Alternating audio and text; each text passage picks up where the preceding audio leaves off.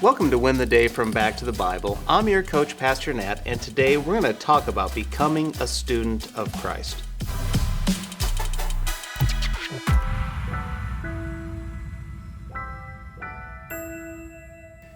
Independence is a core value of Americans today.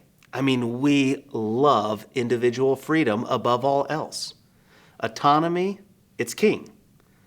Just think about the marketing efforts that we see on the TV or hear on the radio today.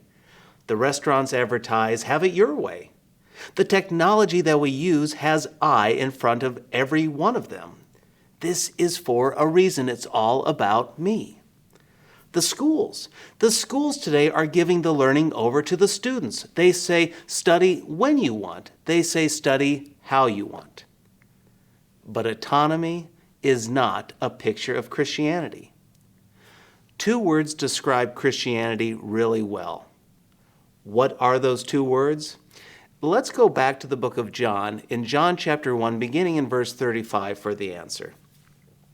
The next day, John was standing with two of his disciples, and he looked at Jesus as he walked by and said, "Behold the Lamb of God."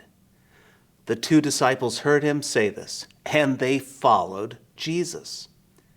Jesus turned and saw them following and said to them, "What are you seeking?" And they said to him, "Rabbi," which means teacher, "where are you staying?" He said to them, "Come and you will see." So they came and saw where he was staying, and they stayed with him that day, for it was about the 10th hour. One of the two who heard John speak and followed Jesus was Andrew, Simon Peter's brother. He first found his own brother Simon and said to him, "We have found the Messiah," which means Christ. He brought him to Jesus. Jesus looked at him and said, "You are Simon, the son of John. You shall be called Cephas," which means Peter. John the Baptist has been preparing the way for the Messiah. He has been telling the people that he meets and the disciples that he teaches to be ready. The Messiah is coming, be ready. Now, in the previous verses, he said, here he is.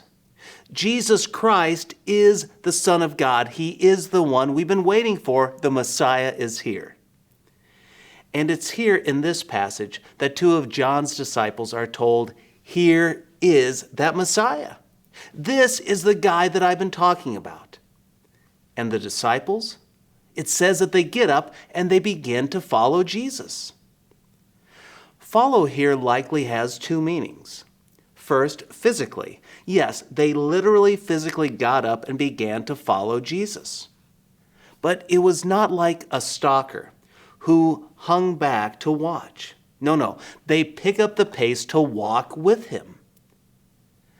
But there is also a handing off here.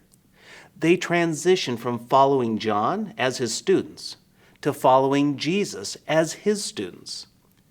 You see, that is that first word that I mentioned, follow.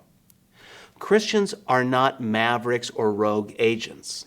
They are followers of Jesus. Jesus turns to them and questions them, and they answer by saying, "Rabbi," or teacher. You see, this is the other word to describe Christianity, teacher. When we follow Jesus, we become his students. He is our teacher. We open our hearts. We open our minds to Jesus' teaching. You see, you can't have it your way. It's all about his way.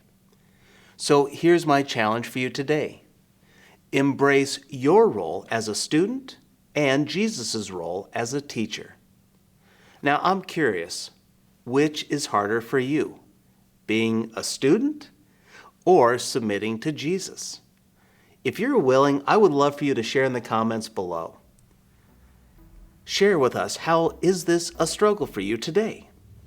Look, I'll be honest, this isn't easy for me, but I know it's what's best. So today, begin to actively follow Jesus and embrace him as your teacher. When you do this, friend, you will win the day.